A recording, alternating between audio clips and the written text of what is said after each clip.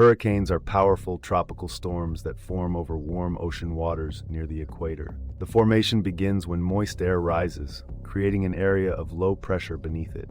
Warm ocean water feeds the system, intensifying the surrounding winds as they spiral at high speeds. As the storm grows, it may form an eye with calm center winds surrounded by a violent eye wall. Hurricanes unleash torrential rains, storm surges, and devastating winds when they reach land.